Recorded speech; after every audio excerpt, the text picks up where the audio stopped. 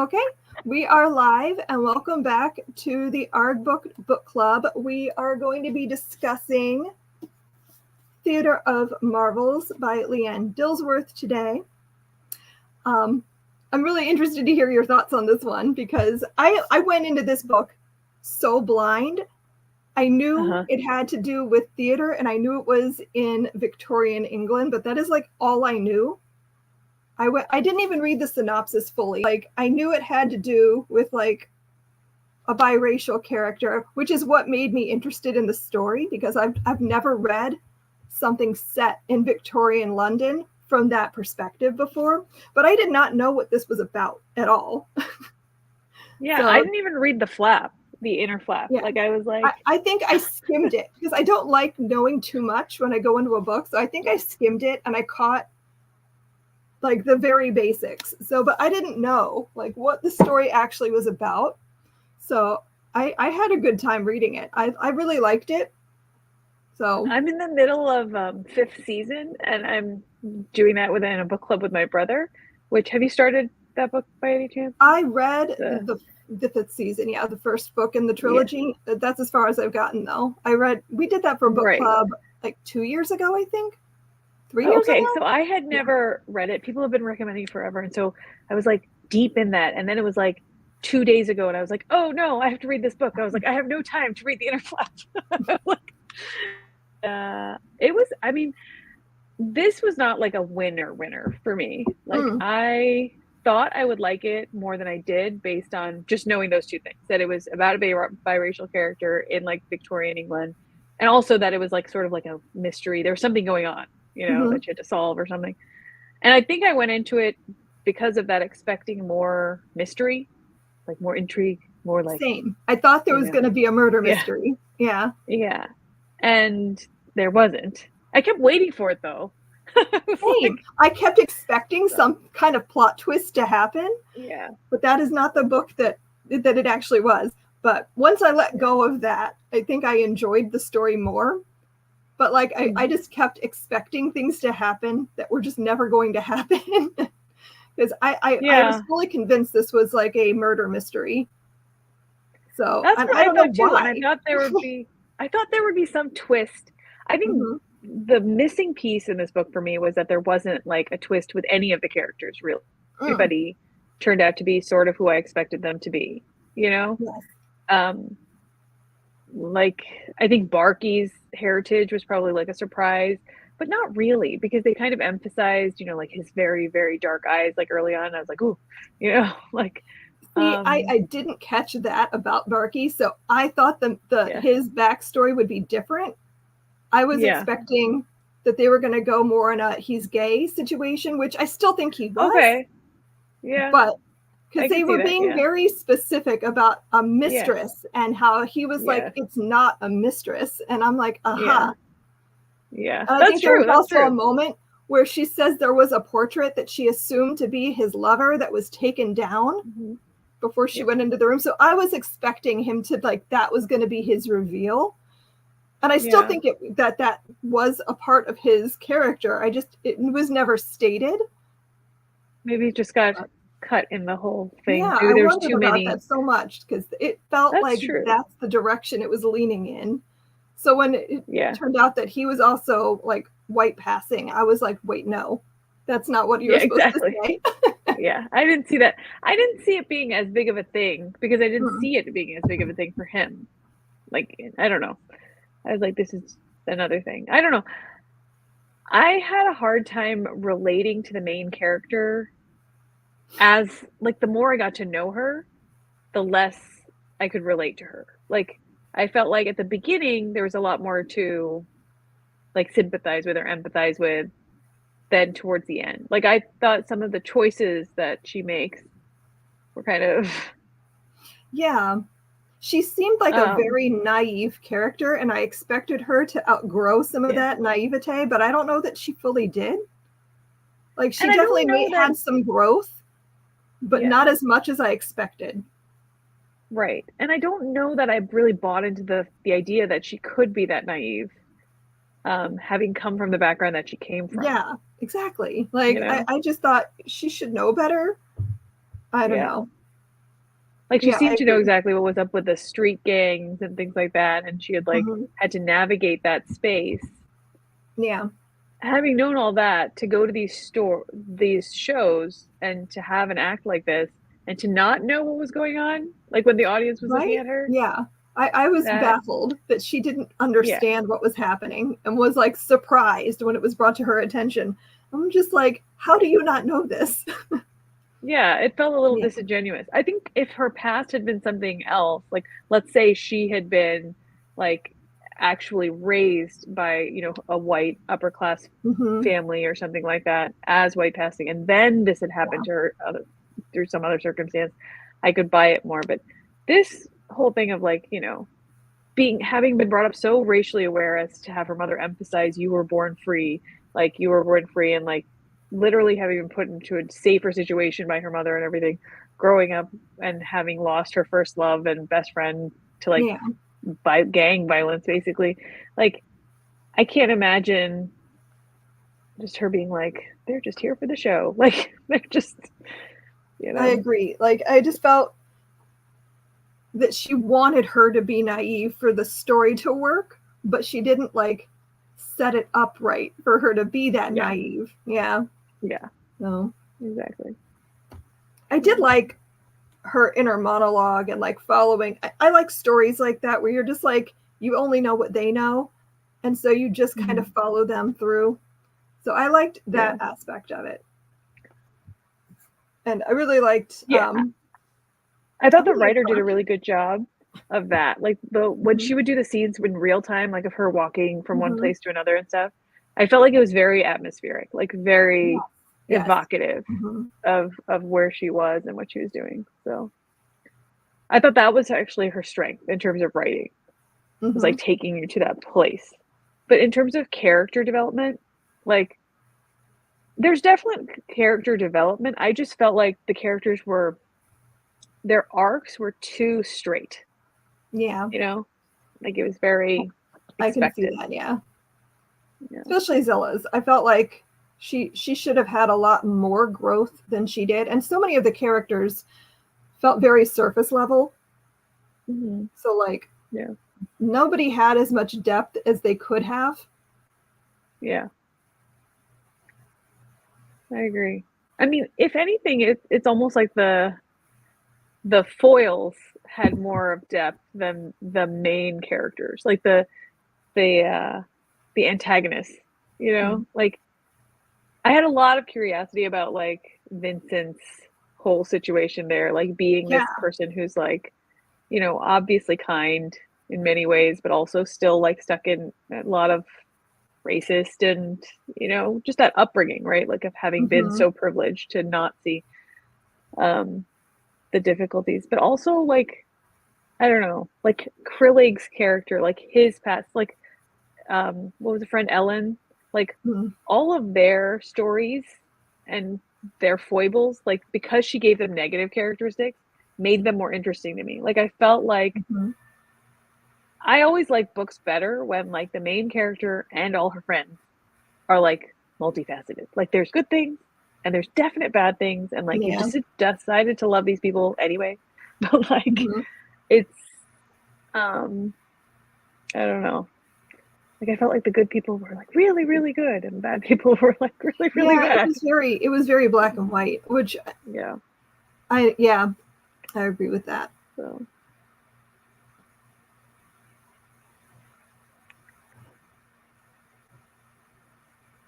I'm just reading comments. I can see that, the whole, like, having Mhm. what, Deidre's saying, like, that she had to Yeah, play ignorant to keep pressing forward. Yeah, I can see that. I That would can make see that sense. Like, too. you protect yourself, you know? Yeah, put yourself in kind of a Yeah, bubble so that you can feel safer. Yeah, I can see that. I still think though that, like, the author could have given her a different background to make that feel more realistic for her to be genuine. so naive. Yeah. Yeah. Because she wasn't I mean, she was brave, in what she Mhm. did and when she made a decision, so I can't imagine somebody with that kind of courage being so, like, blind to, you Mhm. know the reality of her situation. Like, I love a good coming of age story. So I liked somewhat of what her like awakening, but like I still thought that could have been, it would have been stronger if she had truly been as naive as she was played out to be. Especially like with her friendship with Ellen and her like absolute like flabbergast at like her being racist. Like, I was like, there's no way you didn't see that coming. Surprise. Yeah, exactly. No, there were some scenes that I thought were so well done, like when she and Vincent are having a picnic, and like the way they describe that silence while they're waiting for their carriage or whatever to come back, like the misery of that, the whole like that, like her descriptions of like the setting of different situations, I thought was superb.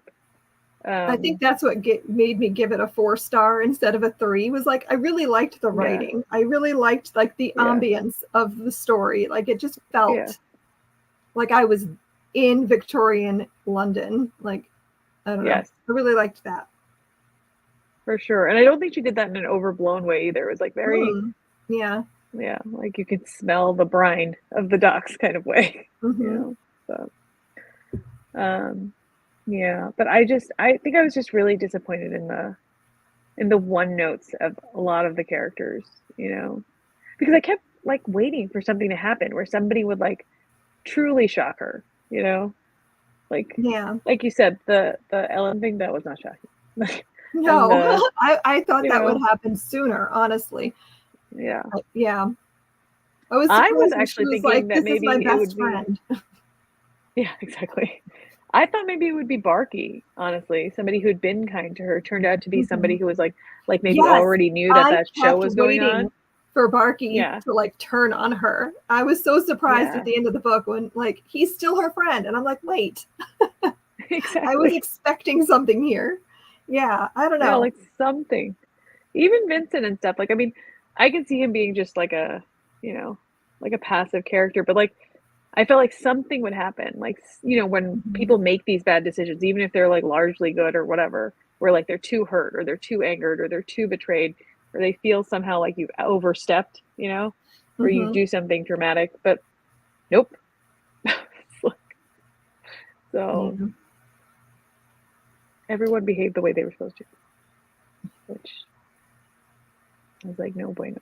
Like you have to, because for as good of a writer she is, I feel like that was like an editor's job too, to say like, what can we do here to like make this like turn for people, you know, like where and the audience gasps, says what? You know, there was no gasp for me. I mean, I think it is a debut, but it felt very much like a debut. I think she does have another book coming out, but I haven't really looked into what it is. For some reason, I thought it was going to be a sequel, but it's not. It's a totally different story. But I would still read it and see like if she's improved on like the plotting of her stories. But and also the not knowing she was pregnant. Like, she just didn't know that she was pregnant the whole time. Yeah. Like I would think for an unmarried girl, in that time though, I would think you'd be hyper aware. Absolutely. Of your cycle, of your So I don't know. There were certain things where I felt like there was like a disconnect from how this would have really happened to a person in that situation. You know? And that was my thing. That was my biggest complaint. For me, it was like a 3.5. And I think part of that is because I was expecting so much more. Like when somebody writes really well and then like disappoints me with the characters, I'm like, I will punish you for not giving me like a better book. So about Vincent, do you think he actually cared for her? Okay. You know, I was going back and forth on that the whole book because I could never decide if he was like serious about his relationship with her or if he just thinks that she's like a fun new toy that he gets to have and play with. And so, I definitely never saw that going anywhere. because he does have a reputation to uphold, and like he could never marry her. So Right. but I I felt think he like by the liked end, I her. felt like he did in fact actually love her, but Yeah. it just was never going to be a thing. I think he could have kept her as a mistress for a very long time. I don't think he ever would have married her or Mm. like let her step above that station. I don't think he even considered it. Like, I don't think that was a Yeah. real thing. But I don't know that that means that he didn't love her in that day and age, you know? Yeah, Like, I think based on how everything played out, that he was definitely in love with her and would have absolutely kept her as a mistress yeah, to the end of his days if he'd had the option yeah, to. Yeah. yeah. I mean, in one way, that's why I do think that his character, the story of that was compelling to me because if you are in that position, that it's always an interesting question to me, you know, like when we talk about racism and particularly in a time um, of it ending or being legally ended, right? In Mm-hmm. America and in other countries, where you have these people who have grown up in a very racist system where everything they've ever been taught is one way. They don't feel that way about people or individuals, but they still feel that way about like how they fit into Mm-hmm. society, you know, and the discomfort morally and emotionally of holding those two things, you know, like even when we talk about Jefferson and like all of, you know, his choices and Mm-hmm. the discomfort. I don't know how people live with that and like walk with that and Yeah. love people with that feeling. Like I don't know how that works, you know. Yeah. Uh, I don't either. yeah. Yeah, cowardly, but Mm-hmm. yeah. I think I think it's easy to romanticize the one you loved too when you didn't rise to the challenge of actually loving them in real life. Yeah. So it's easy What to do we think watch. of what's his name? Lucian. Do you think he really loved Zilla? Like, what was that relationship? Um, Because it never felt romantic. Like, yeah, I was very baffled when he proposed because I did not me expect. too. I was like, wait, what? Yeah. Why? Like, you have no relationship with her. Like, they've barely known each other at all. It I felt felt like very in one weird. way it's just as superficial as how Hmm. Vincent originally approached her. You know, it's one Yeah. thing for him to be all offended that she had a previous relationship and everything, and I Hmm. get it for the time. But like his interest in her initially was purely because of her looks, right? Whether Yeah. because she was biracial or whether because, you know, she was what he thought might have been genuinely like full-blooded person from Africa, like I don't know. Like either way, it was superficial, right? It was skin deep. Like he didn't know her when he started talking to her in the Hmm. foyer of the theater. He didn't know her when he walked with her on the sidewalk in front of his shop. Like I don't know. Like I'm like he knew her so I much just less than Vincent did. it just felt Like really weird to me when she's like, "Yeah, ask me again and I'll say yes." And I was like, "Why? Where is this coming from?" It just didn't feel right. I don't know. yeah. And even she didn't know why she was because she was like, it could feel right later. Like it's you Yeah, know, like, I'm like, and I understand the time period. Like, people didn't necessarily have like a big romance before they got married. They just yeah, a lot of marriages were for convenience, but even so, she's not in the position to necessarily need that because she yeah. did have a romantic relationship. I don't know. It just felt weird to me, and I did not understand why she would agree to it. And if she had to go on, like, she could have gone by herself. Like, she Mm-hmm. had the funds to buy what she needed in Liverpool and stuff like that for the journey. Yeah. I mean, I think she could have done it by herself. So, I don't know. I think that was odd. I also thought that the Elvira character, Elvira, right? Like, that was like Yeah. a two of a piece, Mm. you know? Like, all of the logistics were managed by that lady. Like, you know? Mm. Like her and her assistant, like handling the guard and like having the coaches ready and giving her a job Everything seemed afterwards. too easy, and like Yeah. I don't know. I feel like there was just a lot of missing story in the book, like scenes that happened while we were paying attention to something else that I would have liked to have read that. Like, what did she do to handle the guards? And like, I don't know. There was just a lot of things that happened too easily. Yeah. And also, like, there wasn't this moment of like, apart from waiting at the dock, you know, waiting to see whether she could, like, whether he would show up, like Lucian would show up and get, and there was that little tension where you were like, is he just not going to show up, like, at all? But then he did, and there was never explained why he was late, which seemed kind of weird, you know, to make her wait that long and stuff. And I feel like a good, like, section of the story to have inserted would have been like some sort of like real difficulty where like maybe it wasn't so easy to ask that gang leader for help, and like she had to do something in exchange, and like that was like a difficult thing, and then she lost something in the process, and like, you know, like where there's like struggle and loss on the way to this thing. And I also thought somebody was going to die. Like I thought surely someone's going to get, I was fully expecting, you know. Well, I kept thinking once she had to meet up, and I don't remember the guy's name, the leader of the Blackbirds or whatever, when she had to meet with him, and then he started saying something to her about like, you need to do something for me, and I thought the story was going to veer that direction where she was going to have to go and like go into this part of her life that she had hoped to avoid and maybe become a criminal, or I don't know, something, but nothing. So yeah. Oh, I love that ending. Did you see what Deirdre said? Oh wait, that would be great.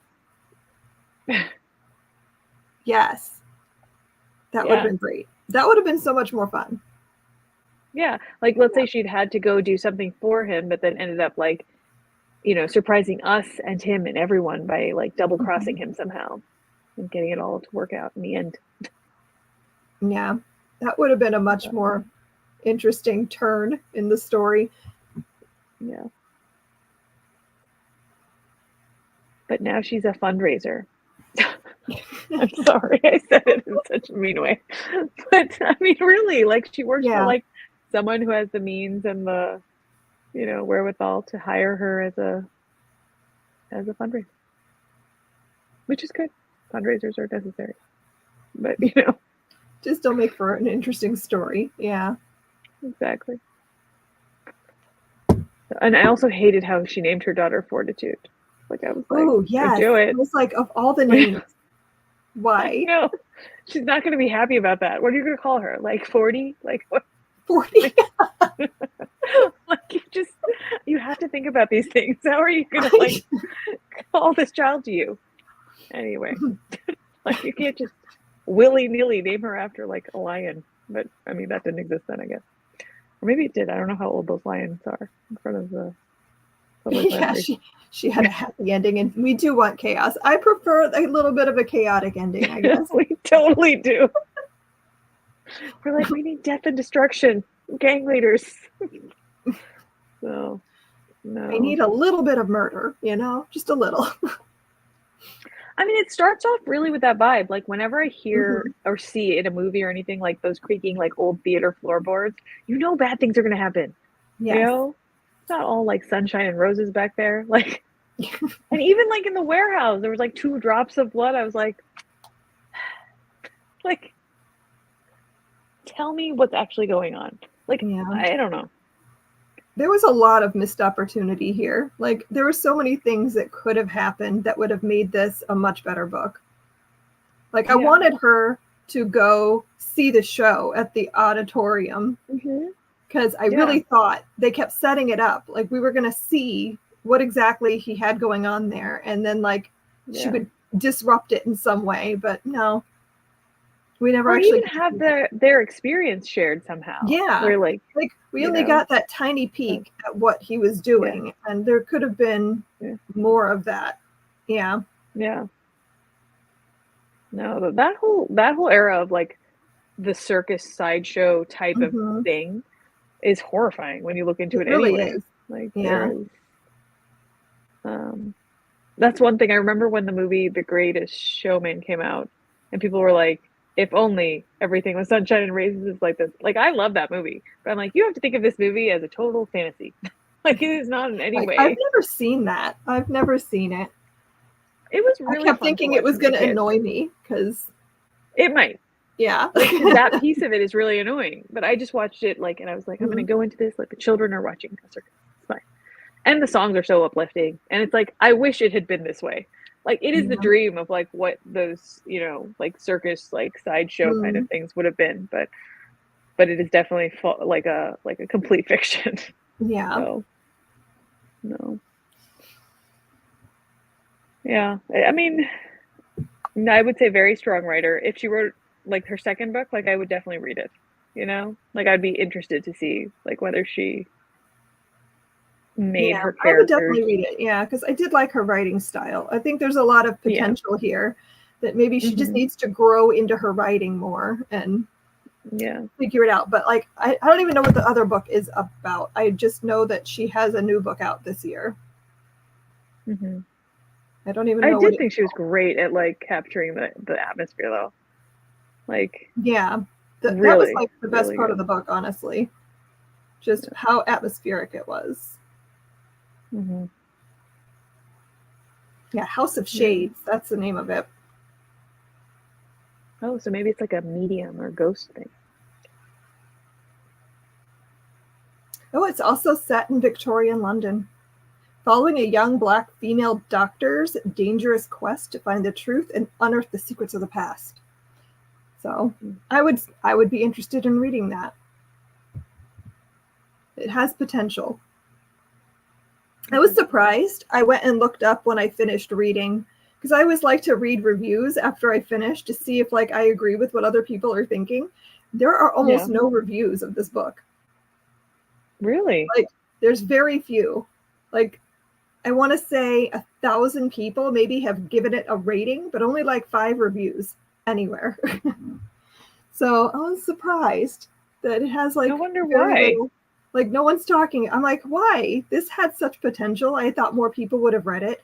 I saw one review DNF'd it because they were disappointed that it was YA. And I was like, was it?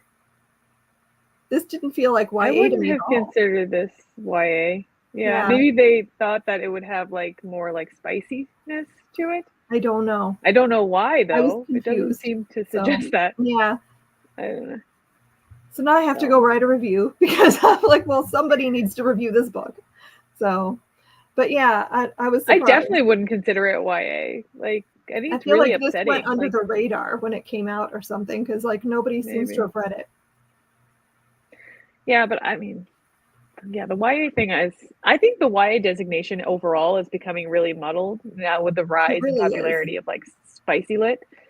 It's like Mm-hmm. almost anything that isn't spicy is now being called YA, and I'm like, that no, that's not Yeah. like like unless Like it has to do with like I a don't world war. understand that. Like I'm very Yeah, I don't know. I could go on an entire rant about why so many YA books are being geared towards adults now and like there's yeah, nothing in between middle grade and like the older end of YA. It's like a huge pet peeve of mine because there's so many kids that are falling into the middle that don't have anything to read that like yeah. it bugs me. I mean, straight up, like I obviously like I have a group of friends and we they read a lot of like spicy, fantasy lit. Um, a lot of those books, if you just took all the spicy scenes out, they are YA. They are so Oh yeah. YA that they are Yes. remarkably boring for an adult to read. Hmm. Like they're not great YA, but they are YA. Like they are like Yeah. fully. And so if they had just, I don't know. I definitely think there's this weird like market push right now for certain types of books that is Hmm. making authors that I think feasibly are really good YA authors and like could write amazing like fantasy epics for that age group at exactly the right emotional level and tone, but they Hmm. are like hitting like an adult market because of the spicy scenes, and I'm like, I don't know, that seems like a waste of your Yeah. of your skill set. So, Yeah. but yeah, Yeah. Yeah, book categories. The rating system. Yeah. Like, I don't think anyone actually knows what YA means anymore. Yeah, exactly. So it's for sure. such a weirdly broad category. And like so many books, I keep like, I want to be in charge of things at like bookstores and the library because I'm always finding middle grade books in the YA or YA books in the middle grade that I'm like, this is in the wrong place. What are you doing? Yeah. And I want to fix it, but like, I can't just move things because like, I'm not in charge, but especially at the library, I don't want to mess anything up. I feel like it was really well done when YA first started as a separate category in the library, like when we were younger.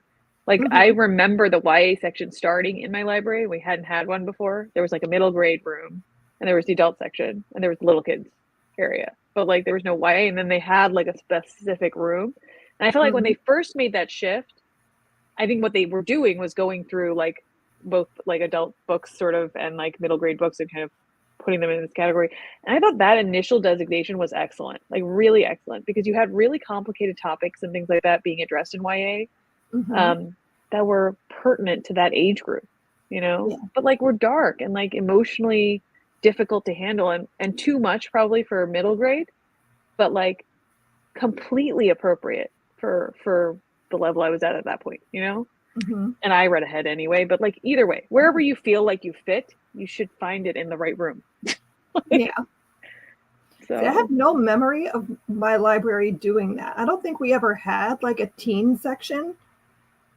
As I remember at one point, I was just like, I give up. I'm going to go to the adult section now and I'll just read this stuff. And I was probably like 12, 13. And I was just like, forget it. I'm not a child anymore. So I just read all the adult books and gave up because they just never, everything was just mixed together in the kids' room. It's hard to find things. That's true. Yeah. It's better when you have committed librarians. Like I like the library I'm at now. They have a designated YA space right in front of the adult space, and then a designated children's that is like middle grade and picture books and that kind of thing. So like it's a lot easier to find things, but I still find stuff in the wrong place, and I'm like, wait, I want to go like this is not where this goes. No, for sure. I mean, I don't know though. Maybe our parents were saying the same thing. Like when they would take us to see movies, they'd be like, "How is this rated PG-13?" So, 80s kids.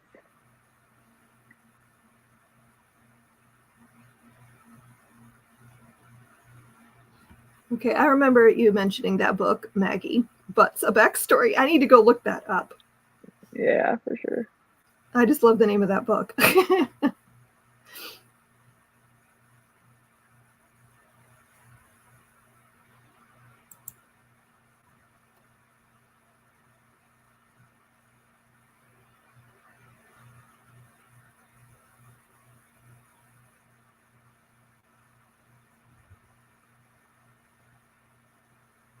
Yeah, for sure. Oh, I'm definitely adding it to my TBR. I'm going to have to see if I can find the audio because I'm not allowing myself to purchase any more books right now. I have too many. I think the exploitation of people in general in that time period was very, in any time period really, I guess. Definitely now too. I mean, I think the unashamed exploitation of people like has probably died down somewhat. I think there's shame associated with it nowadays, but like or more common shame. But the idea of going to a theater to like gawk at people for their, you know, like I can't imagine physical finding that entertaining at all. I don't know. I've always been very baffled by the idea of like freak shows and going to see people as if it's zoo creatures. Like I don't understand. Yeah. I don't know. It's a very weird concept to me. And taking your children, like, let's go. I can't. I don't know. I don't understand that. So.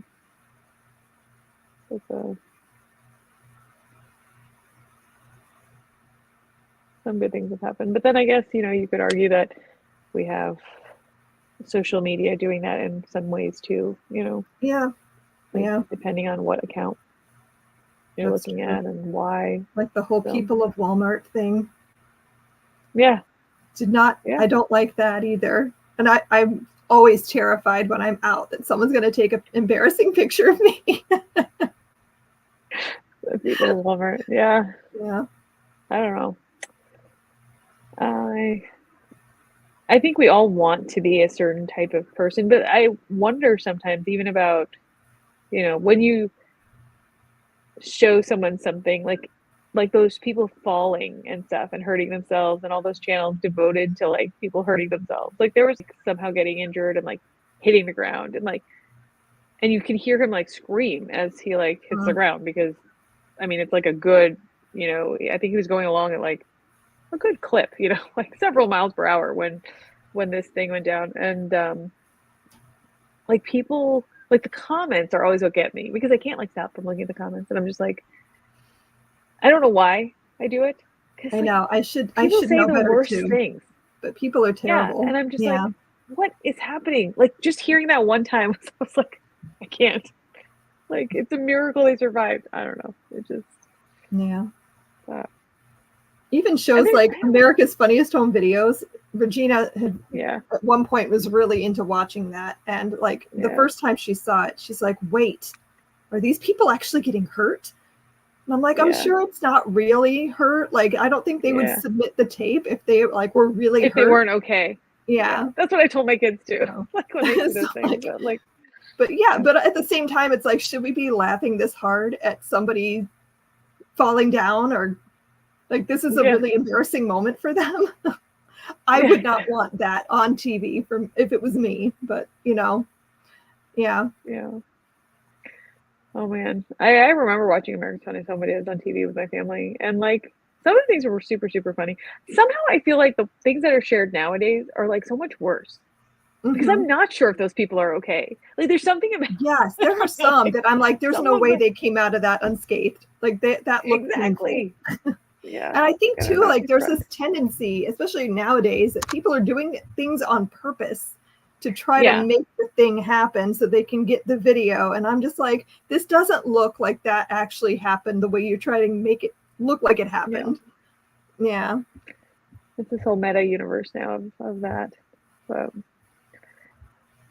yeah, I guess, I mean, even if you look at like, homeschool videos and stuff like that, like where people, or the vlogging videos where people are like perpetually following their kids around and like videotaping, disciplining them and yelling at them and like them making mistakes and all of these things, and like that's a type of sideshow. You're like trying to like make your children into earning members of your family. I mean, for real, like there's I've always found that so disturbing, like the idea of using your children that way. It's weird to me, like making them into characters that you can use for money. Like, I don't know. I don't understand why people think that's okay to do. But and why would you want to? Like, it seems so bizarre.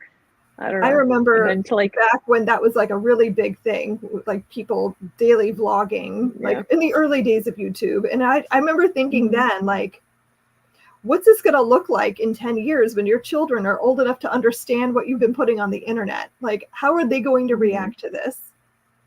And I don't know that anybody was thinking ahead like that at the time, because it's just like, look at my cute child and changing their diapers on TV for you. And I don't know. It's very weird. Yeah.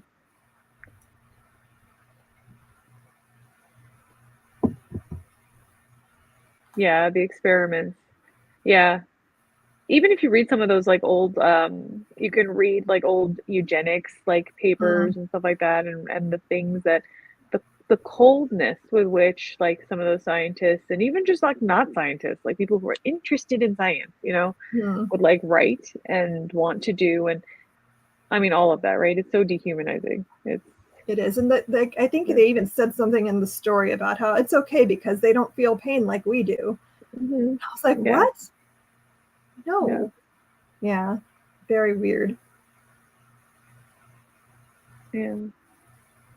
It's the same thing with animal cruelty and all of these things. Like recently there's been research and there's more and more research coming out about like how much sentience like a lot of animals have that we don't think of as having like complex emotional lives. And I'm always, whenever stuff like that comes out, I'm like, I don't understand why anything about this is surprising.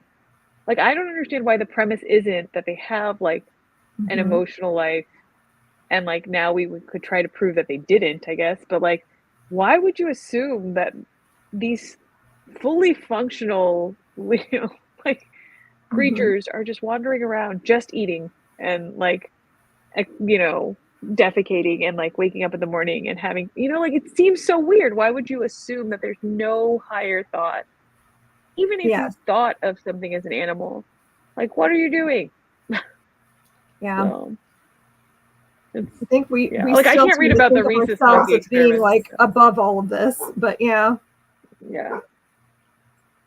No, like you just need to have one pet to understand this. Like, yeah, exactly. Like you can feeling, right? And the dog, like our dogs are very, very much affectionate and loving towards us, but also like they fight with each other. Like they have personalities, so like obviously they have emotions. So, like when people say like, oh, they're just, even the dehumanizing thing when we talk about like, different cultures who talk about others as animals, and we emphasize that that's dehumanizing. But I'm also like, how in any way does that make it okay?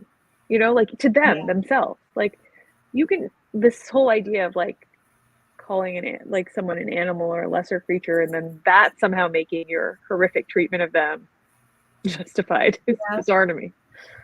So I don't know. It's all, this impulse. I think it does come down to the same thing, right? Of wanting to be in a club, of wanting to be in the safer group in any given situation. That like mob mentality.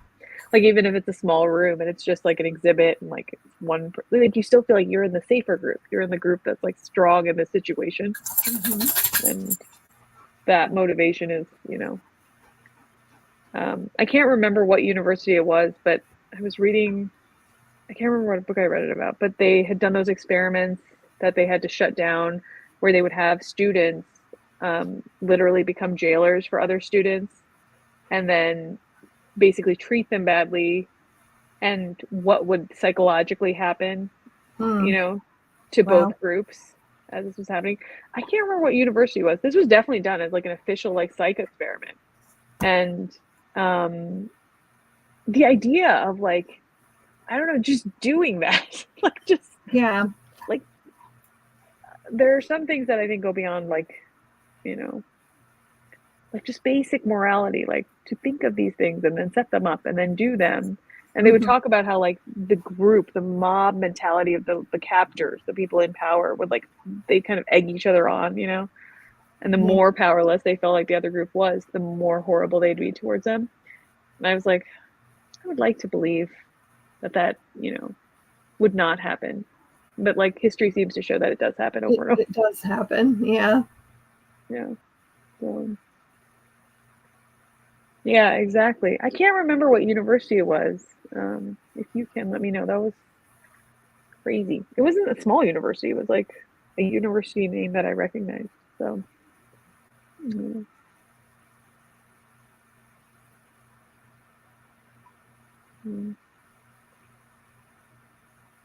but that's another reason why I wish like her story in this book had been more fraught. Yeah, it definitely felt like it needed that. Yeah. Because it was a weird time, right? Like you just had this day where it was like in England, like slavery is no longer a thing. Which like, I hadn't realized I don't think I've read anything about slavery in England before. Like this is the first time I've even seen that kind of a story. So I'm like, is that not a thing? I need to seek that out. I'm going to try to find more books set in that time period, or maybe even a little earlier, that might cover that, because I feel like that is very overlooked. I think a lot of people think slavery only happened in the United States. America. Yeah. And like it was also in England. Like that's where it really started. So yeah, I would like to see if I could find some books about that. Yeah, I mean, Europe as a whole, right? That's where it really started. But I think Europe had this interesting experience where they kept it like neatly away and across the ocean, you know, because everything was in the West Indies or in Africa. Yeah, or they kept everything in their colonies. Yeah. So, yeah. Like, look at all this magical money I'm bringing home. You know, like we don't have to talk about how it's actually being earned or, you know. Yeah. I mean, earned is a stretch. Made them think they were keeping their hands clean and like everything's fine. We're just making money. We don't have to see how we're making the money. Yeah. Julian's story, that little, like, I hadn't realized that facet of bringing home like young children to be like basically like pets that sat next to you while you went places, you know. That's horrific in its own right. And then when they're too old, you just sort of like leave them outside. Yeah. That was crazy. Very, very strange. Like, I can't even imagine how people worked that out in their head that this was okay to do. But yeah. Yeah, as an ornament. This person is simply an ornament, like a purse. Yeah. So it's a tough time in history to swallow. I always feel like even my heritage is Indian, right? And whenever I think about, you know, India and England and how it all went down, I'm always interested in that it didn't become a typical slavery situation as in so much of the rest of the British Empire.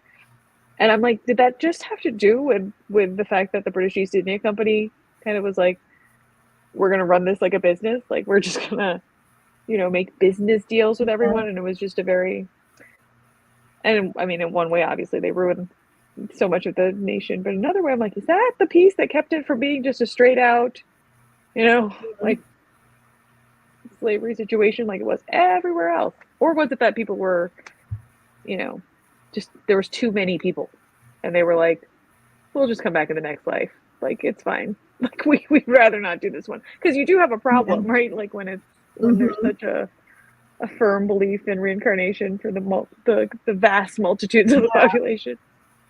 So I don't know, I haven't looked into it. I'm sure other people have, but those would be books I would be interested in reading. Yeah, I would too. Books of that period that I've noticed are almost always about like royal families and like their loss of power or gain and how they fought or lost to the British East India Company, but it's never about like the regular people there being, you know. Yeah, the Stanford Prison Experiment. Thank you. Yeah. The Lucifer. I'll have to read into that. I haven't heard of that before. There's a movie about it. Yeah. I don't want to see the movie of that. I don't know if I'd want to see this movie, but for me to read it. Yeah. It is. I think power is a very interesting concept. And when you're like mandated to have power over people and like someone has rubber stamped it and said it's okay for you to have power over this person, it's interesting to see what happens in a group, you know. Yeah. So who decides to not? Like, I think those people are extraordinary. The people who, like, when I think about people who really rose up against systems of oppression, who had no reason to on their own, you know, who were not themselves being oppressed, I am really, like, I'm so interested in their way of thinking and how they shook off, like, the heaviness of, like, everything they grew up with and had been taught, and, like, how instinctive or not instinctive that response was, you know. So yeah, because I think it would be really hard to do that. Like, I try to picture myself in scenarios, you know, like, how would I do? What would I do in this situation? Would I be able to, and I don't know that I'm brave enough to do the things that I would expect myself to do. So yeah. especially when you have things to lose, like when you have a family or children and Yeah. you're, because it's easy to think that we would do all the right things, it really is. Yeah. I love to imagine that I could be as brave as I think I should be, but I don't know that I actually could. I don't know. Yeah. Well, hopefully we won't have to all see. I know. I would love to not ever know the answer to this question. Exactly. Knock on wood. Like, yeah, hopefully it all goes fine and we'll all be good. But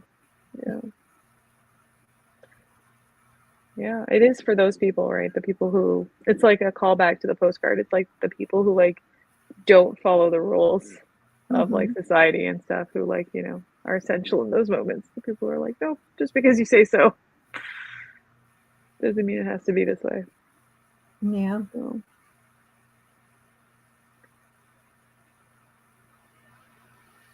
Let's see if it gives me.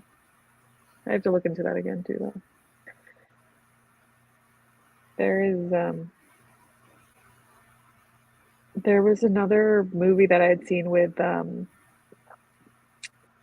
Elliot Page, when he was still Ellen, and I hated this movie so much, but it was based on a true story. I couldn't watch the whole movie because it was about, I think in the 20s, I want to say, or the 30s, sometime maybe during the Depression. I'm not sure.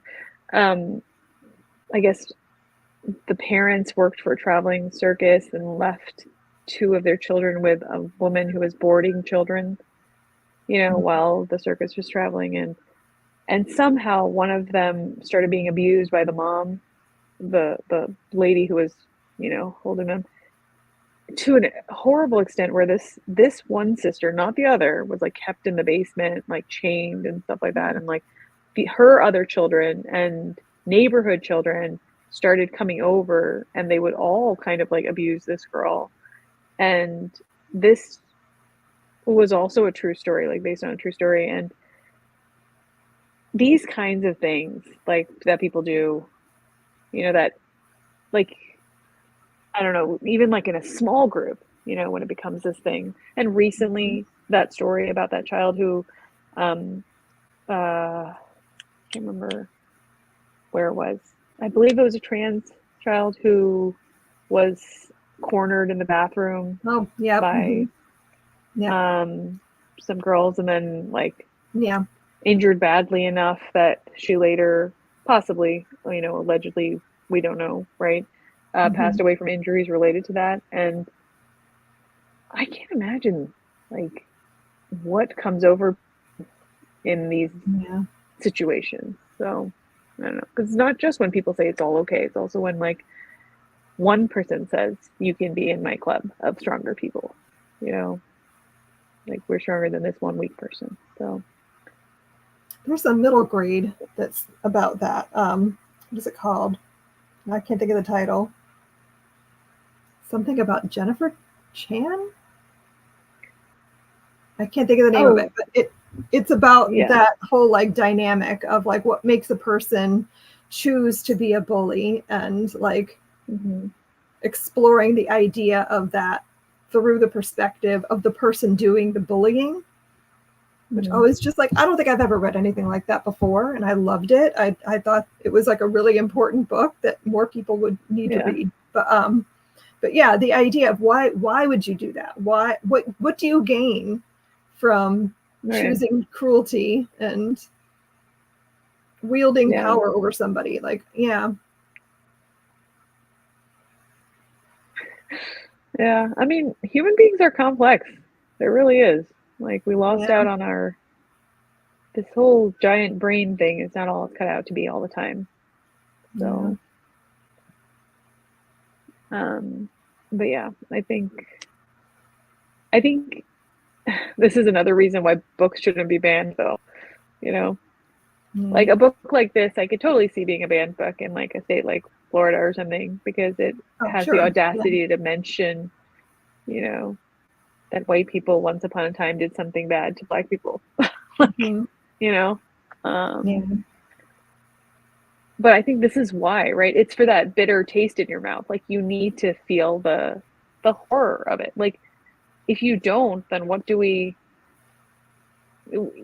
just considering what we would do in that situation, I think is so important. Like, that just that Mhm. like mental preparation, even if it never happens Mhm. to us, like, hopefully Yeah. never does. But I think having considered it for different situations, for different people throughout different times in history is so like enriching for us, should we ever find ourselves in similar straits, Yeah. right? Because, things happen all the time. Like, I don't know. It's Yeah. easy to imagine that we are a better people now, that we're better, we're more enlightened, and we're not at all. Like, Yeah. we should be, we should have learned, but we never do. So, yeah. But I think, I mean, yeah, I agreed. Definitely, it would help if we heard more of these stories and learned more of these Mm, stories. And like you were saying, the book about from the perspective of the bully. Like, I think the more perspectives we can like put ourselves into, mhm. like, the greater the likelihood, right, of like being understanding enough to like raise next generation a little, like, incrementally better, you know? Yeah, So, which I hope for. Like, I do. I hope the same. next generation's incrementally better than us. So, Has to be, right? Like, yeah, right? yeah. Yeah. So, there's that.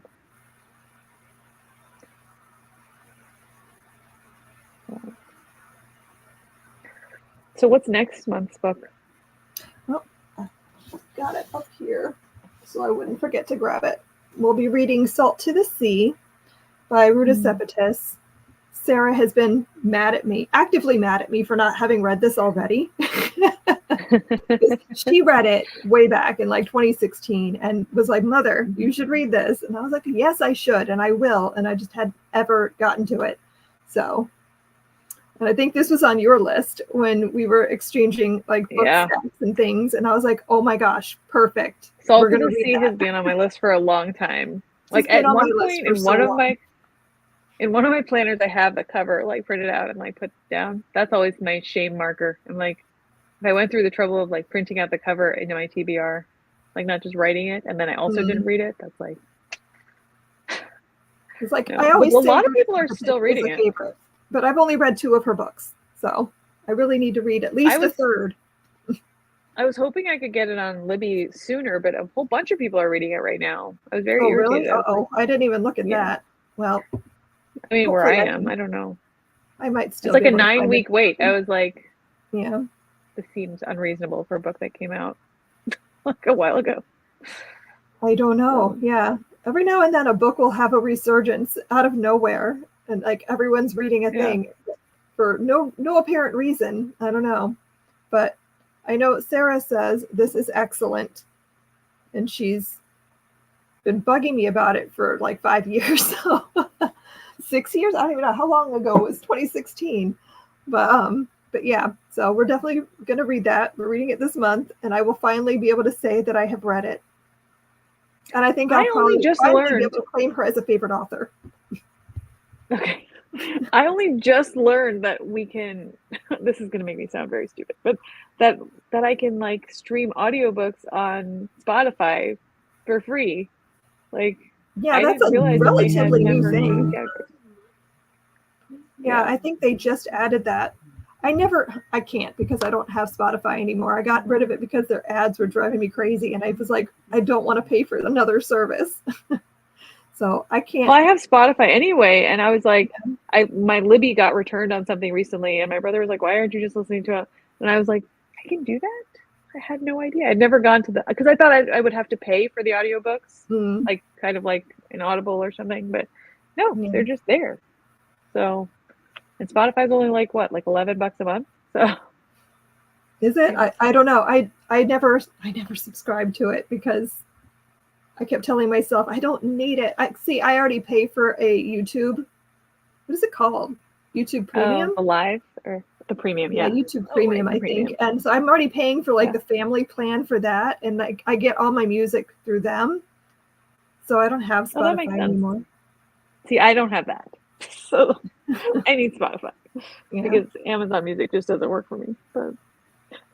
But yeah. So for those of you guys who have Spotify who didn't know this, like I did, my brother was incredulous. He was like, "How do you not know this?" I was like, "I don't know. I never went over to the audiobook thing because I was like, I don't want to pay an audiobook when I could get on Libby or Audible or whatever." But anyway, do you use Libro FM?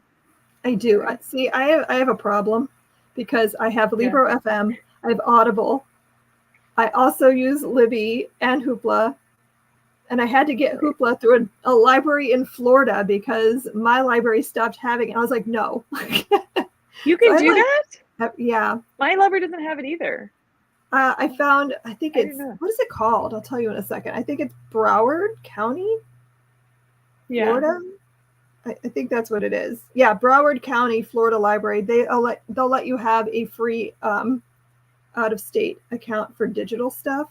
So I used to be in my county. Oh, okay, that's cool. So, That's good to know. That'll be easy for me to remember. Yeah, because I was in Broward County in fourth grade. To have like all the library access that I can because I go through a lot of audiobooks. Yeah. So yeah, I pay. Oh, I also have Scribd or Everand or whatever it's called. So I have everything. So I'm not. I like how you're like, I don't need another subscription. Yeah, that makes sense then. No, I don't have that many audio ones. I just have Libby and Audible and then Spotify. But I had no idea. So yeah, you guys, if you have Spotify, but they limit you on the hours you can listen to, I think, unless you pay for more. That's something my brother also told me. So if you're listening to an incredibly long book, it'll just literally cut you off. Like, oh, you've reached your max for the month of minutes or something. It's terrible. I could not abide that. I know. Yeah. Like, at least let me finish the book I'm listening to. Right? Yeah. No. They've got you that way. They know you'll buy a subscription then. So anyhow, I think we had a pretty decent conversation when they added audiobooks for the Yeah, exactly. Oh, it is new good. So it's not just me. See, brothers always make you feel bad. He's much younger than me, so he's always pretending to be like way cooler. I'm like, he is probably technologically cooler. He was like in college when Facebook like kind of was ramping up, and I remember distinctly the day that he was like, "Have you like gotten a Facebook account?" I was like, "What's Facebook?" So,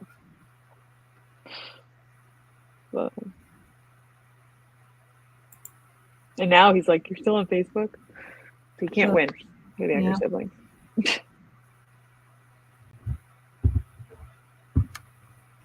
All right, so why don't we go ahead and wrap this up. Thank you guys for coming and chatting today. I feel like even though the book was just okay, we had a really interesting conversation about it that took some fun turns.